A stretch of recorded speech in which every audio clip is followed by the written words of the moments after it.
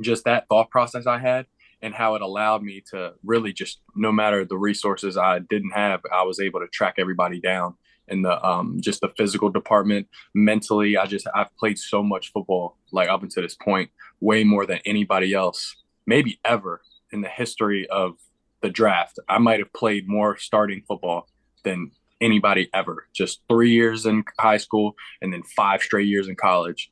Just always the starter, always getting those game time reps, that experience, being exposed to every single thing that has to do with football at one point or another. And I just think that the lack of resources I had at the Division II level has allowed me to first off have three different offensive coordinators, because they don't really pay that much here at Shepherd. So you get constantly just recycled coaches year in and year out. So I got to learn from a lot of really cool, great minds offensively.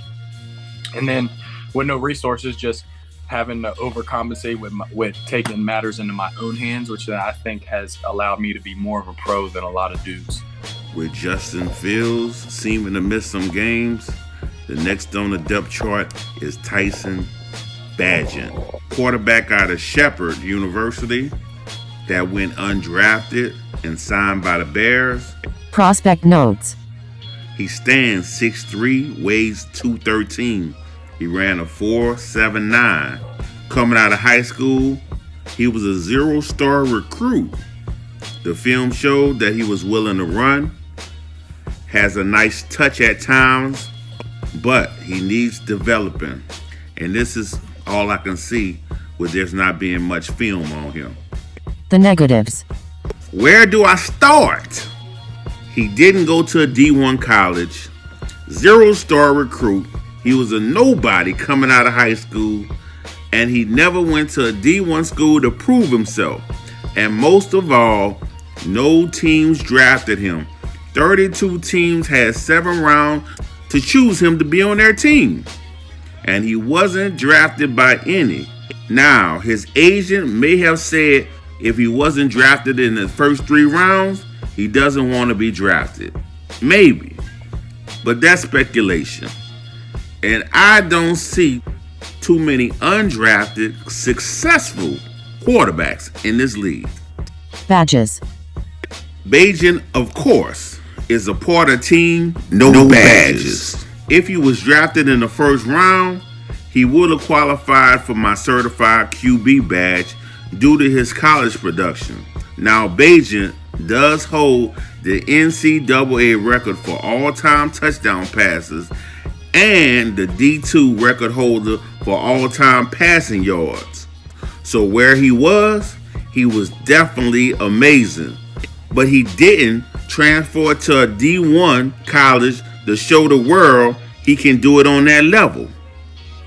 And now it seems he would be thrusted into the starting role to do it in the NFL? The biggest stage there is? Sheesh. Fantasy football outlook. I view Tyson Bagent as a bust prospect once he didn't get the draft capital. I can't fathom why the Bears have him as the QB2 on the depth chart. It's mind-blowing. I can only figure it's an active tank. Because if they are trying to be competitive, a veteran quarterback should be in there.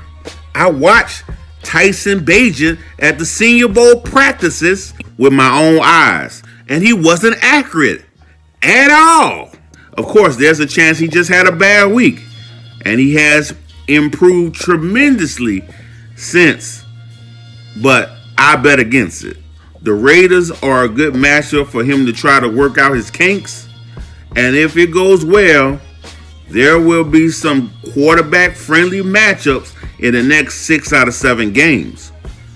So there is a storyline that could be written that he can be an option in a Superflex league. But otherwise, let that man stay on the waiver wire.